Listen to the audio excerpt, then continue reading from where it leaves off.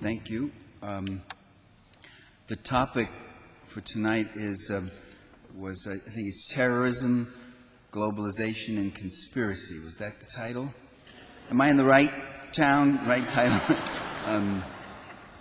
I'd like to start with the most important of those three. This is a trick stand here. Here we go. Most important of those three, which is globalization. Globalization is an attempt to extend corporate monopoly control over the entire globe, over every national economy, over every local economy, over every life. It does this by treating international corporate property rights and international corporate investment rights as supreme, as taking precedence over all other rights, including our democratic sovereignty.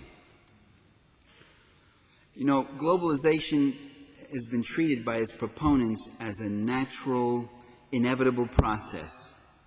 First we had local economies, then they naturally became regional economies, and then national, and then international, and now one big global economy. It just happens that way. In fact, there's nothing inevitable about it, and there's certainly nothing natural about it. Globalization is being forced upon us through a series of secretive international trade agreements. Globalization really, when you look at it historically in a centuries-old context, is a future variant of imperialism. Imperialism is that system in which the leading dominant elements in one country expropriate the land, the labor, the resources, the capital of other peoples and other countries. And imperialism itself is an expansionist form of capitalism. Now, I want to make some critical comments about capitalism, even though we're in a Presbyterian church. I just think any mention of capitalism immediately evokes or induces some people to lapse into sentimentality and bathos. All our lives we've heard about the valiant little entrepreneur who markets a new idea, who creates jobs. It's usually given in that kind of sentimental sing-song voice, performs a valuable service, the mom and pop stores that contribute to the community and the economy. Okay, I'm not talking about them, okay? I'm talking about the other 90% of the wealth in this world. I'm talking about the giant financial institutions, the giant transnational corporations that control the lion's share of the world's worth, that control the populations and the power of nations.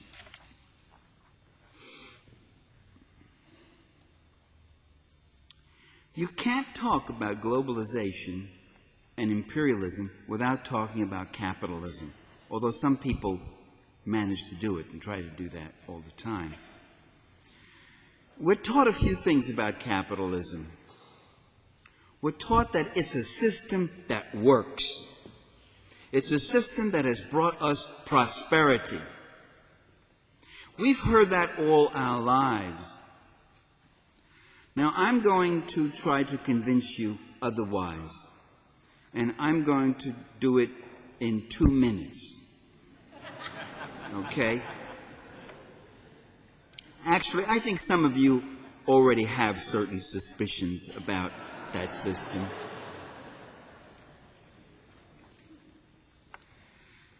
It's very simple. Almost the entire world is capitalist, and almost the entire world is poor. Capitalist Indonesia is miserably poor and getting poorer. Capitalist India is miserably poor and getting poorer. So with capitalist Thailand, and capitalist Nigeria, and capitalist El Salvador, and Haiti, and Mexico, and Brazil, and Argentina, and capitalist Russia, and Poland, and Bulgaria, with all the privatization and deregulation and free market coming in. Poverty, increase in crime, increase in desperation, increase in misery, increase in homelessness, increase in suicides. It's capitalism at work, moving in. Now, not everyone suffers. The capitalists in these countries are doing quite well. These countries are getting poorer as the giant corporations move in and get richer. These companies are getting poorer as there's more and more deregulation, more and more so-called free market, which is really monopoly market. It's a free market if you got money. It's a market that works for those who have money. These countries are getting poorer because the people are being driven off the lands by the giant corporations. They create business zones. You can go to places, islands in the Philippines, where people have had beautiful communities since time immemorial. They fish. They have their houses in the community. They have their orchards. They have their vineyards or whatever, the farms. And the giant companies come in with some bogus claim to the land, drive them all off it, and clear cut the wood that's on there and turn it into a wasteland. Since it's tropical topsoil, it can't survive clear cutting. And these people are driven off into the shanty towns. And you get a record. In the Philippines, why, the gross national product has gone up because this company has come in and made all these sales on the timber. Meanwhile, thousands and thousands of lives are utterly destroyed. And the people go into the cities and they find new work opportunities under the free market capitalism, prostitution and drugs and beggary, all sorts of new things that didn't exist in their lives before. So those business zones make people poorer. The corporations go in and they displace and they wipe out domestic production and domestic businesses by dumping and underselling. That makes people poorer. The corporations go in, they force cutbacks in human services, education, health, and housing as the country develops a heavier and heavier debt structure, as the IMF does its structural adjustment programs, imposing conditions of lowered spending and lowered consumption. They consume less, they've got to produce more to help pay this debt, a debt that becomes soon unpayable because it accumulates and compounds. That makes people poorer. The corporation force down prices of non-renewable resources, go in and plunder the land, the earth, to get those natural resources out, underpaying whatever production the people do produce, and whatever they put on the international market is underpaid through monopoly control of those markets. That makes people poorer. So we've solved the mystery. Look, I did it in a little bit more than 2 minutes. We've solved the mystery, though, why over the past half-century financial investment has increased, profits have increased, wealth has increased, but so has poverty.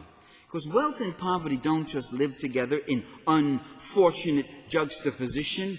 We always hear that too, don't we? Isn't it terrible? So much wealth next to so much poverty. What a shame. Wouldn't it be nice if these people gave a little bit more to these people? Well, they're not just there so much shamefully in contrast. They're there in a dynamic interrelationship because it's wealth that creates poverty. The corporations don't go into the third world to start affirmative action programs, to abolish poverty, to uplift these little brown and black and yellow people to the ways of the wise white man. They don't go in to do that, or they actually talk about doing that. They don't go in to help the poor, they go in to help themselves. And that's what they do. Well, okay, Parenti, capitalism doesn't work so well for the common people in those third world countries, but it has given us a good standard of living. Let's now look at that. Will you give me 3 minutes to disabuse you of that myth that some of you, I won't ask for a show of hands, but some of you have held all your life. Let's look at our own North American society. Let's put aside the massive inequalities. Let's put aside the tens of millions who struggle from hand to mouth. Let's put aside the many who call themselves middle class but who live without any real economic security. Let's put aside the desperate ones at the very bottom. Let's put aside the attacks and impoverishment on the public sector and the destruction of a livable environment. Let's just put all that aside for a minute, those little things. And let's accept the idea that we live in great material abundance, and compared to much of the world, we do. Many of us in Canada and the United States live very well indeed. That's why the victims of capitalism, we always hear about the victims of communism wanting to flee communism. Nothing's ever been said about the victims of capitalism. I come from a family of victims of capitalism. My grandparents, both families, came from southern Italy, grinding terrible poverty. They were victims of capitalism. They came over here to be victims of capitalism again, but a little less so. And that's what happens. So let's accept this idea of great material abundance. But it wasn't capitalism that gave us a good standard of living. It was the democratic struggle against corporate capitalism that did it. I mean, why don't Canadians work for 15 cents an hour as people in Haiti and Indonesia do? Is it because you're just so much more self-respecting, you just wouldn't do that? Or is it because you're at a level of democratic class struggle, a historical level that has advanced to a more favorable level? You know, North Americans used to work for starvation and subsistence wages. In 1900, Canada and the United States and the Netherlands and Denmark and France and other countries that are today considered very prosperous capitalist countries, Western industrial countries. They don't want to use the word capitalism as much. They just don't want you to think about capitalism. They were all third world nations almost a half a century before the term was invented. Child labor was widespread. Poverty was widespread. Unemployment, underemployment, 14-hour workdays, no social services to speak of except an occasional church or charity, no social benefits, typhoid epidemics in Philadelphia and Baltimore, tuberculosis, other diseases of poverty, no public housing or public health services to speak of, very little public education, no public libraries, hardly. Advances came not with capitalism. Capitalism was reigning. Capitalism, the capitalist class, the Mellons, the Morgans, the Rockefellers, the Harringtons, all these people, they were making it in there.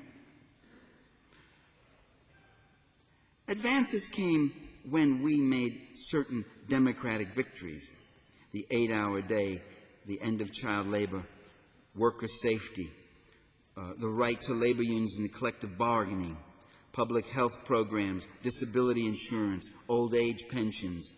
These are things that we have been fighting for, still inadequate, still insufficient, still not universal, and yet these things, as inadequately as they are, as incomplete as they are still under siege by the same people who fought against those things. It wasn't capitalism that brought these advances, it was democracy. It was the people acting as the active social agents of their own lives, fighting and struggling for those things. And the capitalists, the rich bankers, the merchant class, the corporate class, the slaveholders, they all fought against democracy. They fought against political democracy as well as economic democracy. In the United States, that class fought against the elimination of property qualifications for voters and office holders. They fought against universal suffrage for working men. They fought against suffrage for women. They fought against the abolition of slavery and Jim Crow. They fought against honest elections, and they're still doing a very good job of that in Florida. They fought against democratic ballot access.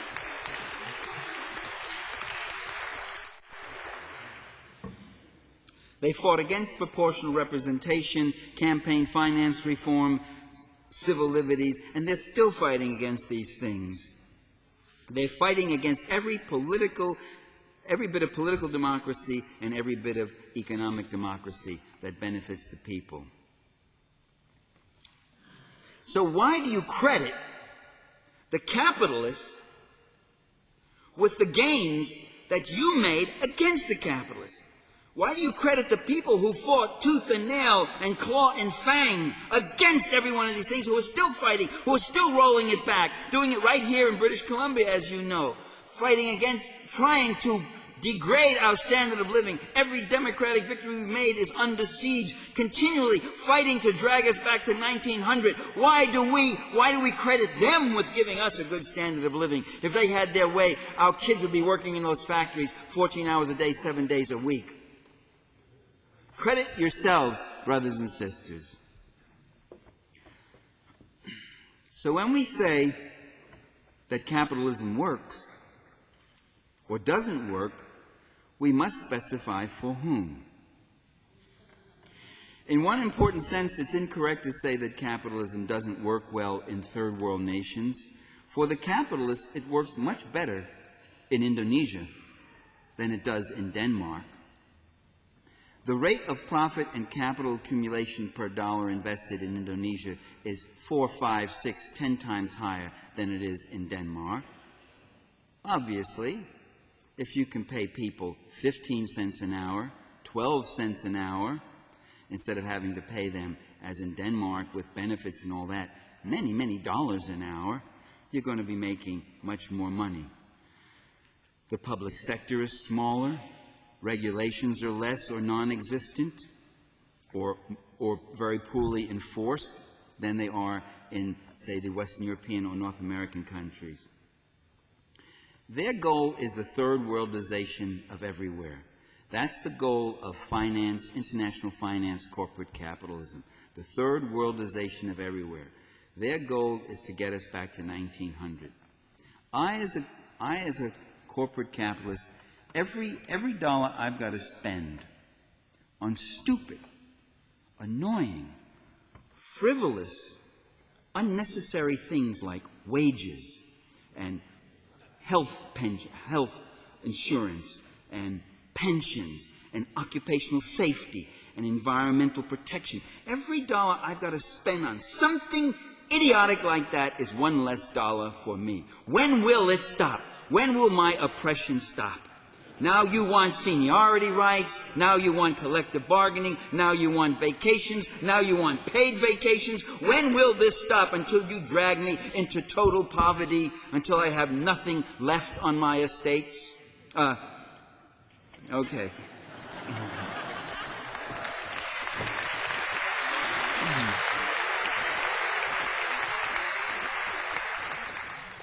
So capitalism worked much better. Capitalism worked much better for the capitalists in the United States and Canada in 1902 than in 2002. And that's why they're trying to get us back there. Okay. Now, the people of the world don't necessarily take this expropriation of their land, their labor, their markets, their natural resources. They don't take it with a happy smile. They're often represented that way as smiling, just playing music a lot. But they fight back. They organize. For centuries, they have been fighting against this imperial colonial expropriation. And for centuries, the European powers have been murdering them and killing them and using state-sponsored terrorism. For centuries, the European powers, and then later on the North American powers and Japan, went in there and expropriated the land, the labor, the natural resources of Asia, Africa, Latin America. And they went in there because those countries were not poor, they were rich. You don't go to poor countries to make money. You go to rich countries. They went in there for the hemp, the flax, the cotton, the copper, the coffee, the iron, the diamonds, the gold, the oil, the oil, the oil. Can I say that 3 times? Okay. They were rich countries, and they still are, many of them, rich countries. Only the people are poor. The countries are rich. And you look then at the Middle East, and you see this terrorism emerging that's called, well, these countries have been the object of state-sponsored terrorism for generations. And the global system of U.S. global imperialism has destroyed democratic and popular reform movements in Pakistan, in Turkey, in Syria, in Egypt, in Saudi Arabia, in Kuwait, in Yemen, in Iran, in Iraq, and in Afghanistan. Popular democratic movements in country after country destroyed. And so what do the young people have left? People who look and see their societies being destroyed, their cultures being undermined. They move toward a religious totality. They move toward an apocalyptic confrontation. They decide they must attack the demon who's doing this. Lacking a class analysis, they think in terms of national units. It's not the United States, it's not the Americans who are doing this to them. It's the ruling interests in America who are doing this to them, and they're doing it also to us Americans back in the States, I can tell you.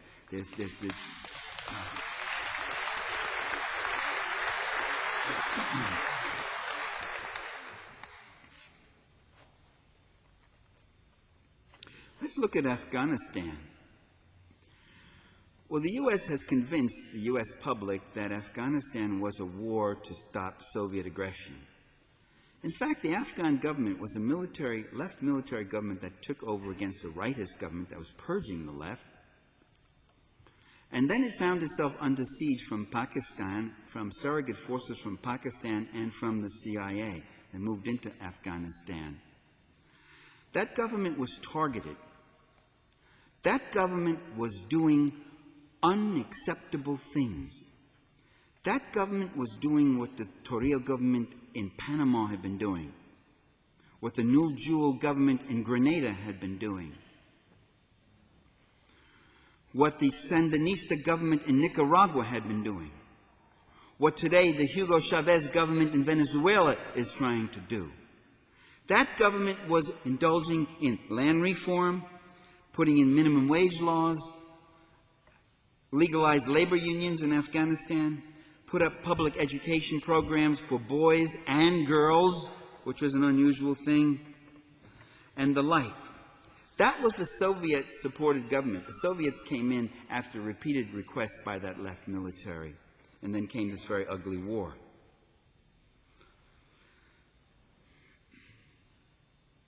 That government was doing what the United States leaders will not tolerate anywhere.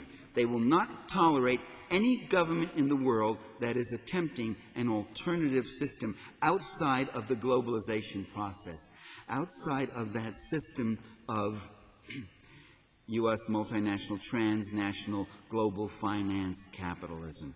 Outside, even another capitalist country that's trying economic nationalism and developing itself on its own terms, even that will no longer be tolerated. That was tolerated. When there was a Soviet Union, that was tolerated. When there was a Soviet Union, Yugoslavia was tolerated. It was a country that was a buffer against the Soviets. It was independent of the Soviets, often critical of them, but it also was socialist. With the overthrow of the Soviet Union, the ruling interests in Western capitalism have come to certain realizations. We don't have to make any kind of social contract with our own working class anymore. We don't have to turn to you and say, you see how much better you live than the people over in Russia? We don't have to say that anymore. We won. We're rolling back in Russia.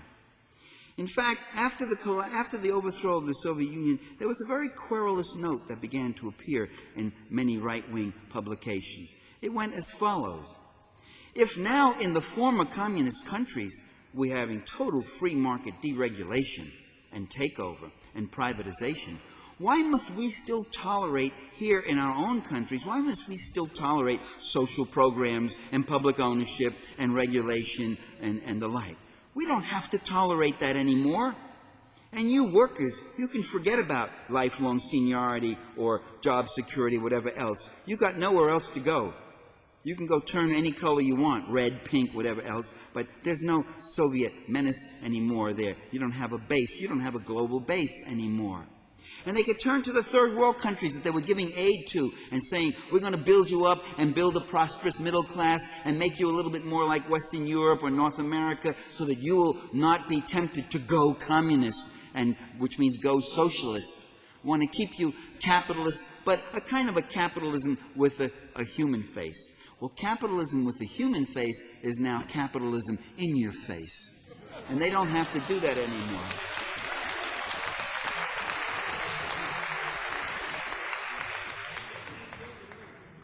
They don't have to tolerate even a right-wing nationalist country that has any kind of economic nationalism. Let's take Iraq. Now, here's a hidden fact about Iraq. This is a secret fact. It's a secret in America. It's a secret on the U.S. media. It's a secret in all the pundit talk shows.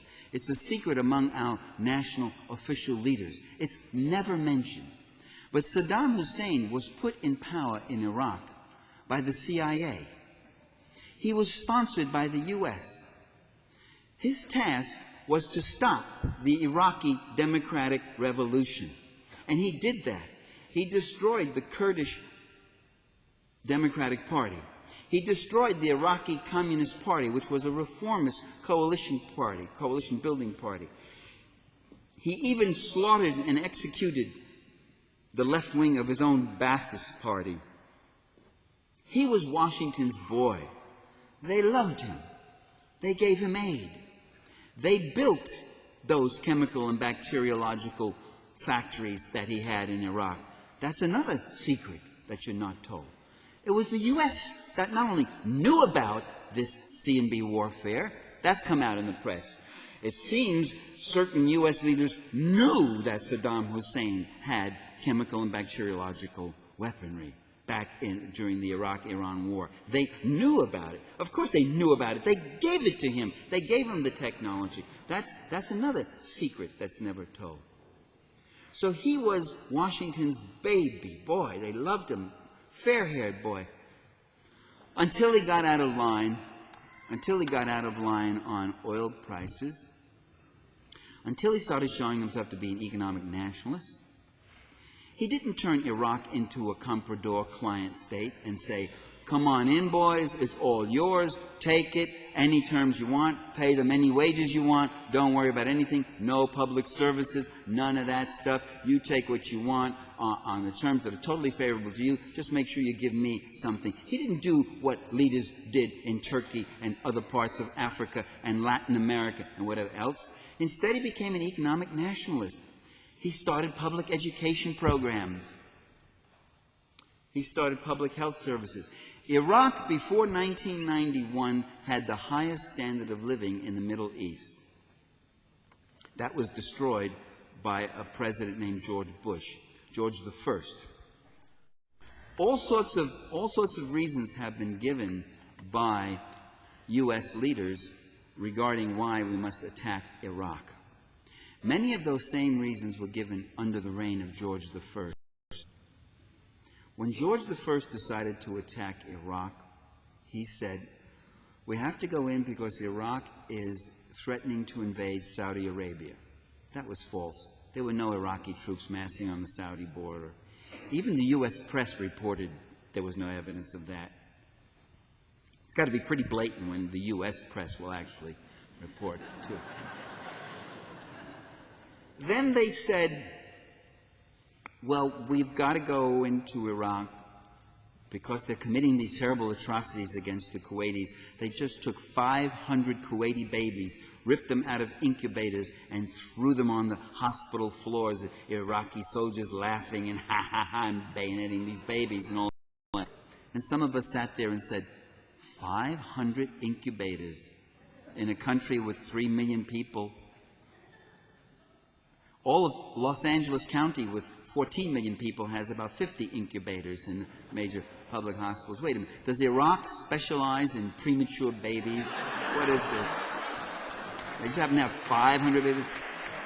That story too proved to be a total fabrication. Please don't do that. This thing needs it doesn't have it. That story too proved to be a total fabrication. They made all sorts of stories up. There was another reason for going to Iraq. They said this would create jobs for the economy. I'm not kidding you. Secretary of State at that time under George I, James Baker, said this war will create jobs. He wanted to get the Americans interested and hyped up about Iraq. And I thought to myself, well, now George I has been in office for 3 years. He has never evinced any interest in creating jobs for Americans before. Isn't this unusual? And I thought, creating jobs, well, child pornography creates jobs. Auto accidents create jobs. Auto accidents are good for the economy. I'm not being funny. I'm not being ironic. I'm being absolutely serious. Auto accidents are a multi-billion-dollar industry. The towers, the wreckers, the mechanics, the emergency health clinic workers, the plastic surgeons, the lawyers, you can go, the state troopers, you could go on and on, the police, the jobs that are created by auto mechanics. It's good for the economy. The point I'm making is that there are many things that might be good for the economy that are bad for human beings.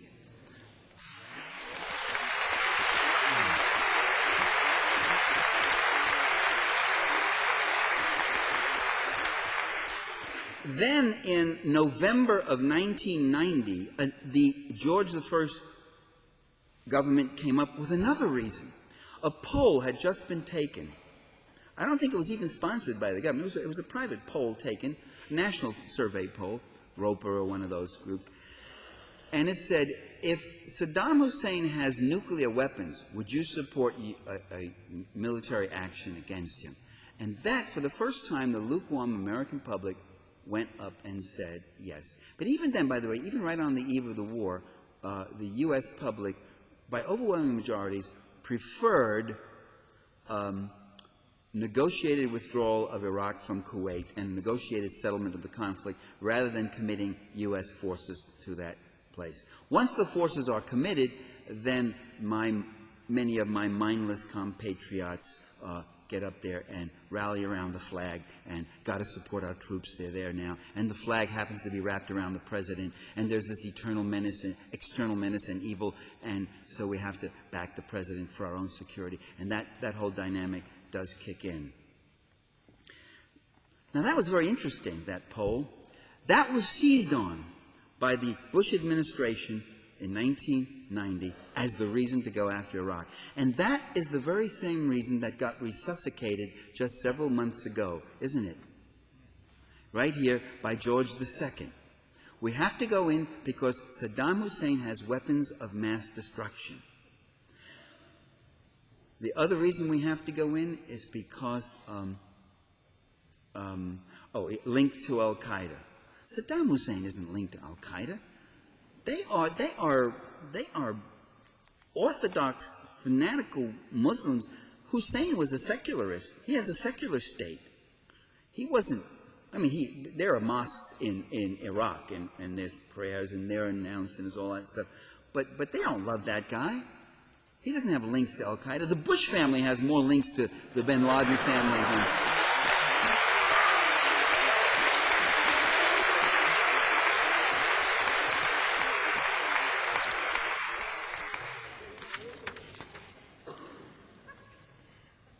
Another reason they gave was that Iraq refused to negotiate, George I said. That was false. The Iraqis were eager to negotiate a withdrawal. There was even a French delegation that was making progress. They were working through the French. And that was called the nightmare scenario by the first Bush administration. The nightmare scenario. That is, what if they get out before we can attack them? Because if we can't attack them, then we can't destroy that society. And if we can't destroy it, we can't get troops stationed permanently in that region more deeply. Well, all these reasons proved false, right? And all the reasons today, I think. I've lost my place in my notes because I've gone beyond what I got here. Just talk to yourselves a minute. Okay.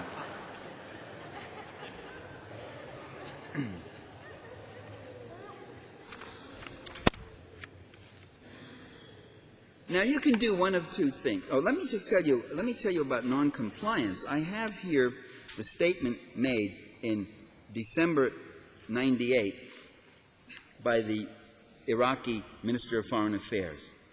He said, "Why do they charge us with noncompliance?"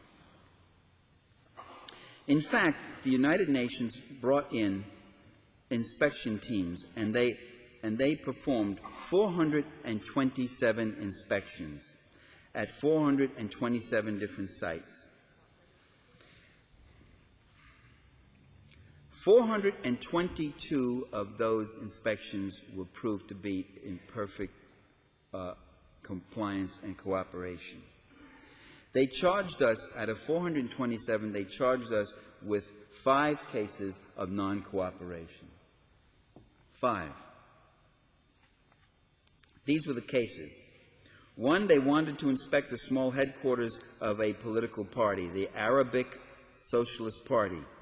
We asked them, what is the relationship between small headquarters of a political party and a disarmament mission? They didn't answer. But that 20-minute, 50-minute delay where they questioned, that was called noncompliance. They did go in and investigate the headquarters. The same thing happened with the what had been the office of the Deputy Director of Special Security. They said, or rather the Iraqis said, this headquarters has been converted into a guest house. It's not an official place at all. And they argued with them. The fact that they had taken about 30 minutes or delayed the inspection 30 to 45 minutes, that too was cited as another example of noncompliance. Another example of noncompliance was an American named Diana Simon. She insisted that she could go to Baghdad University and interview all the undergraduate students in the Science College. The Iraqis raised questions about that and said that's an unrealistic thing to do. That's incredible. What has that got to do with disarmament? What do undergraduate students have to do with disarmament? You can certainly interview the postgraduates for the master and doctor's degree in science if you think they're involved in any kind of weapons development. This was the level of non-compliance. The UN has also reported that every year since 1998, the Iraqis have been in full compliance with the yearly UN inspection team. I was in Iraq and met UN forces. They were right there in Baghdad, or personnel. I shouldn't say forces, personnel. Well, now at this point you can do one of two things. You can stop with a liberal complaint and say, all the reasons they've given for wanting to attack Iraq are stupid, are wrong, are false. So aren't they stupid? Aren't they so stupid? That's what you could say.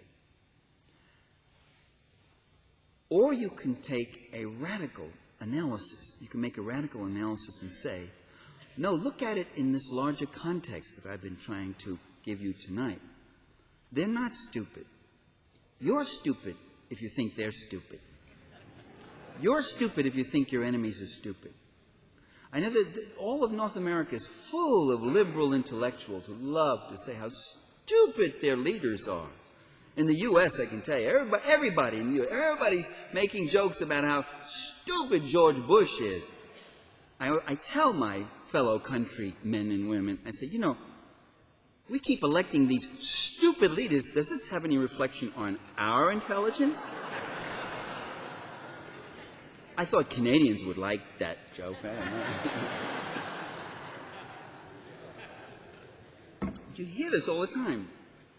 Ladies and gentlemen, it's time we give less emphasis to how stupid these people supposedly are and give more attention to how vicious and relentless and uncompromising they are. Please.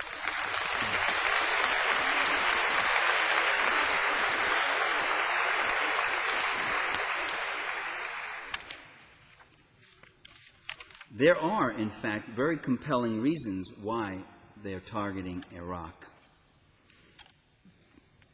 The fact that they don't tell us those reasons doesn't mean those reasons may not exist. First, there's the one I've just mentioned and talked about, the global strategic reason, which is to make sure that no country gets out of this closed, fixed global system of multinational corporate capital expropriation at terms that are totally favor the global financial investors at the expense of the people. The struggle at that global strategic level is between those people who say that the land, the labor, the natural resources, the markets, the technologies, and the wealth of nations belongs to a few, that they're there for the expropriation and for the further and further enrichment of a few. They're there for the Dick Cheneys, who made $260 million last year, and it wasn't enough. He wants $360 million this year. They want more and more. Wealth is their addiction. Brothers and sisters, the worst addiction in North America, the most dangerous addiction is wealth. It's not drugs.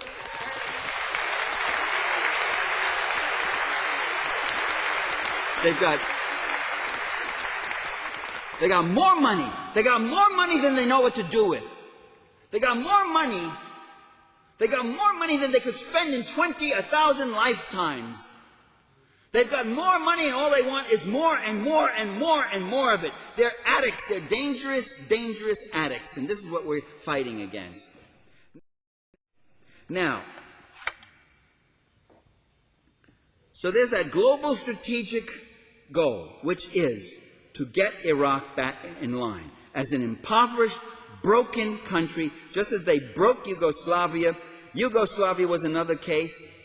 Right there in the middle of Europe, a very large country, 80% of its economy was still publicly owned, a standard of living that was still high, with an elaborate system of public services and human services. Now it's been broken up into small right-wing republics. Everything's deregulated. Everything's been privatized. Everybody is poor. They're poor now in Bosnia. They're poor now in Macedonia. They're getting poor in Montenegro and Serbia.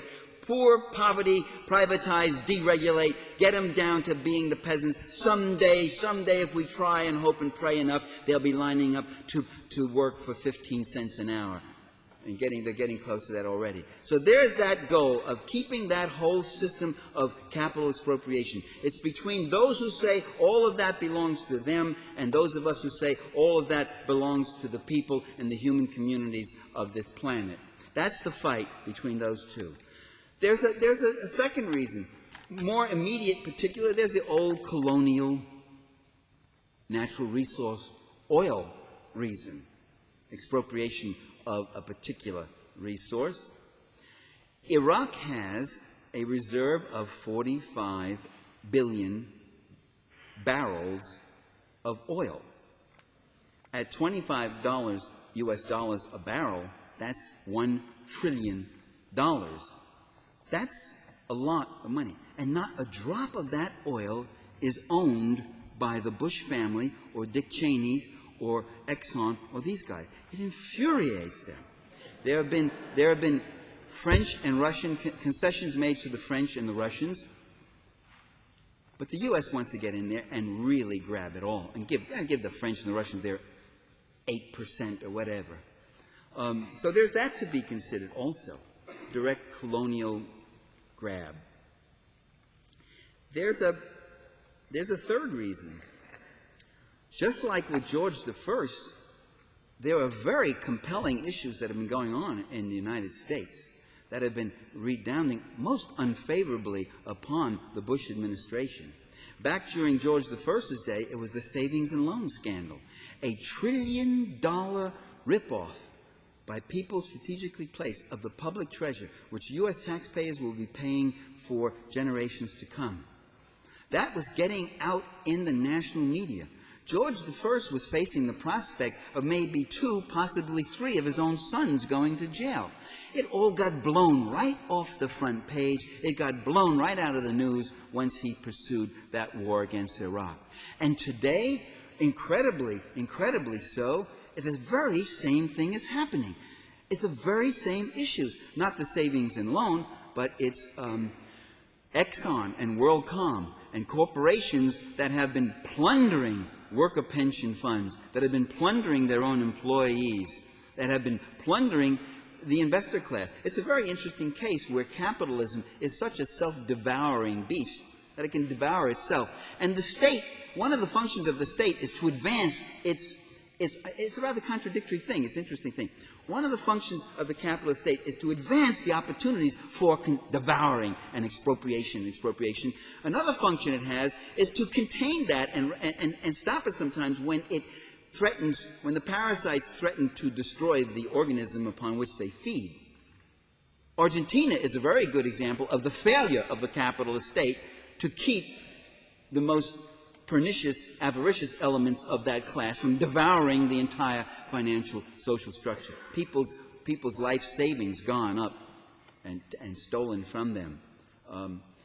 So you had this happening, and because it was the investor class itself that was getting victimized in the U.S., a lot of this was getting in the press, and it wasn't looking good.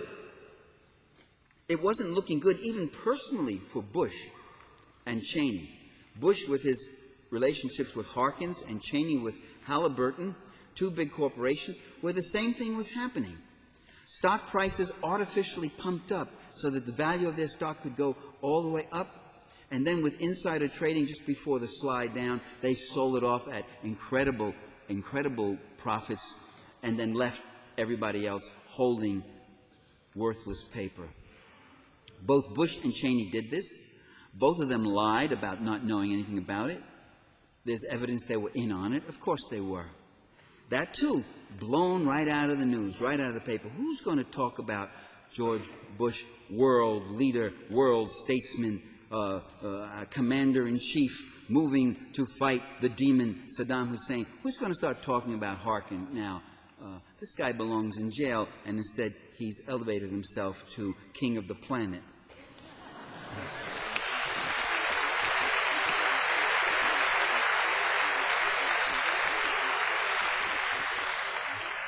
The Republican Party, which just 2 months ago was the party of big business corporate scandal, big business favoritism, is seriously in trouble. The Republican Party is now the party of military strength and military leadership. So this is what we're facing here. The war against Iraq will distract from domestic problems. It justifies increased military spending. It fuels the patriotic hype. It jacks up the president's poll ratings. It diminishes, they hope, the momentum behind dissent. But, it doesn't always work so perfectly.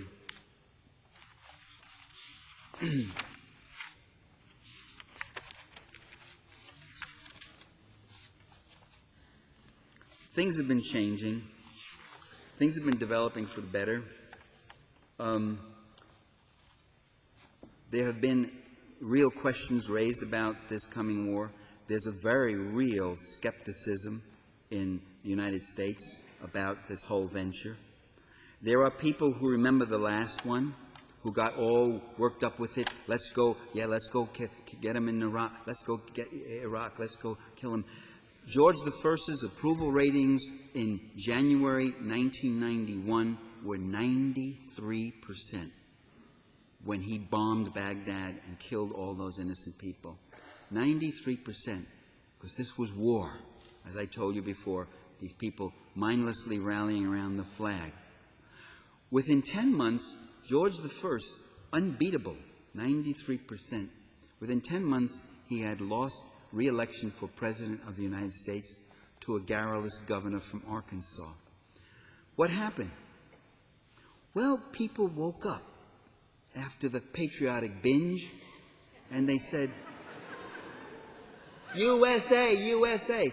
Hey, you know, this is not paying the rent. USA, USA. You know, this isn't feeding the kids. You know, this isn't getting me a job. What's happening here? Did we get the whole story, or didn't we? There's another difference. That last war, the U.S. was able to corral the capitalist democratic leaders of all sorts of other countries to send troops and to participate. This time, in all these various countries, people are saying no. Germany.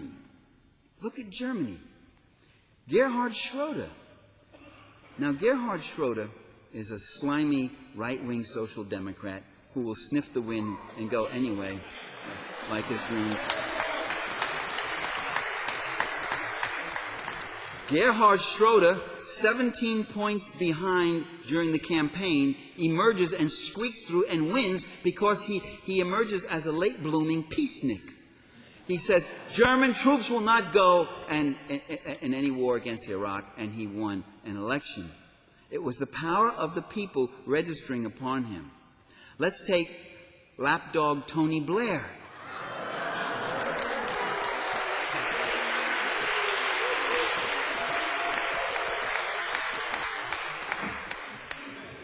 I call him the senator from England. Lapdog Tony Blair, who never met a U.S. president whose hand he didn't want to lick. Just a few weeks ago, Tony Blair was saying we're going right down the line, we're going to be in there, we're going to take the action, usual stuff. And then 350,000 Brits demonstrated, remember? And now Blair has shifted over, remember? Right.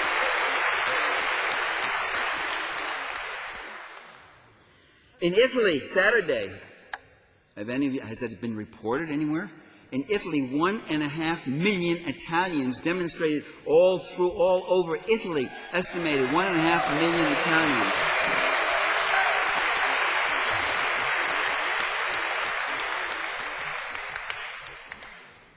The people are aware and the people are moving, despite their stupidities, despite the way they can be fooled about things at times. It's amazing. What is amazing is that in the face of this monopoly propaganda that we get in the States, and I think you get a lot of it here in Canada too, in the face of that, we still have people who are questioning and who are wondering.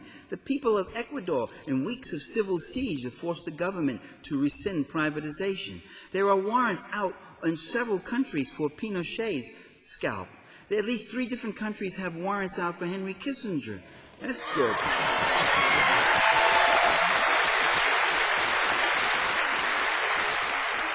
There's a struggle going on right now to keep the collective farms in capitalist Russia, to keep them and not give them up. There's land redistribution going on in Brazil, done by the people themselves, seizing the land all through southern Brazil. There have been massive demonstrations all over the world. There have been general strikes. Even in the U.S., demonstrations are beginning. We're beginning to gather momentum on this whole Iraq thing. I was in Marin County just 2 weeks ago. Marin County in California is vintage. It's California essence, you know. And I talked to the organizers there. They said, you know, we have a peace vigil, 10 people show up with candles against the war, and this past week we got up there and 150 people came with candles, and the people that kept going by in cars, a constant blasting of their horns. It didn't stop. It's what is that? Continual blasting of the horns, and people giving the thumbs up and cheering and saying, yes, no war, no war. Marin County said we had a demonstration. We were hoping to get 300 or 400 people, and 2,000 people came out in Marin County. That's Marin County. I mean, that's hundreds of people who abandoned their hot tubs, who skipped their yoga classes, their meditation sessions, trudging the hot streets, some of them supplied with nothing more than a granola bar. I mean, the image it's inspiring. It's an inspiring, beautiful image, you know. It's moving all the rest of us. Just the other day in Cincinnati, 5,000 people came out in Cincinnati, Ohio. Now, Cincinnati, Ohio is considered part of the U.S. heartland. Some people call it the wasteland, but whatever. I mean, Cincinnati people, that was an unusual figure, and it's just starting. 5,000 people. That's hundreds, you know, leaving their bowling alleys and whatever else and going out there and doing these things. So, we have people in motion, and we must inform ourselves. We've got to organize and mobilize. We've got to join with other groups, labor unions, community groups, church groups, professional associations, at all levels. There's no going back to 1900. The future has to be not their future, but our future. Now, and at the same time, we have to, while mobilizing, reaching out to other people, we have to impact on our leaders and let them get the message right, let them know that you're not just speaking for yourself, but for many others, that they cannot pursue this kind of course. Well, people sometimes say to me, well, what do you have, a conspiracy theory? Do you think there's some, do you think these leaders are just deliberately trying to manipulate the whole world just to suit themselves? What do you say? Conspiracy theorists. How do you like that? I mean, do you think there's actually a group of men sitting in a room who sit there and are plotting these things? For some reason, do you hear that? You have that up here? You think there's a group of people sitting around in a room? But somehow that image is supposed to be very compelling, you know, so improbable. And I always say, oh, no, they don't sit around in a room. They meet on carousels and they talk to each other that way. Or they do, what do they call it? Free falling. No, with the parachute guys? They all lock arms. You see those parachutes? What? Skydivers. They all skydive. You see them locking arms. What do you think they're talking about when they're all locked arms like that? That's where they meet. Of course they meet in rooms. Where the hell else do you think they're going to meet? They have... Do you have a stochastic theory? There's a word. Look it up. Stochasticism is the theory that everything happens by chance. So you have a coincidence theory? Stuff just happens. Oh, George the first wanted to bomb Iraq. George the second wants to bomb. It just must run in the family.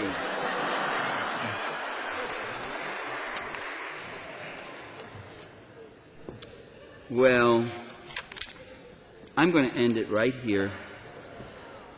I'm going to say, you know, in ancient Rome, it was mentioned that I've just written this book called The Assassination of Julius Caesar, People's History of Ancient Rome.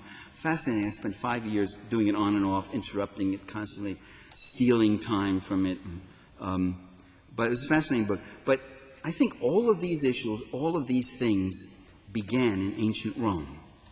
I don't really believe that, but I'm pushing that line now because of the book. But let me tell you something about ancient Rome. Ancient Rome.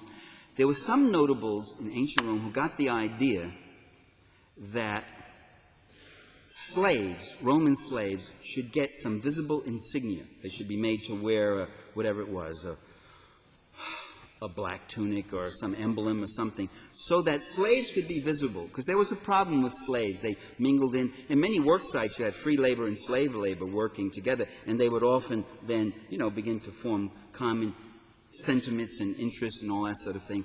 And one of the ways they always tried to distract the plebs, the Roman proletariat, was by giving them the fear, spooking them about the slaves. It's the slaves, the slaves, watch out, you know. Oh, that leader, he's really going to free all the slaves and he'll get you and all that sort of thing.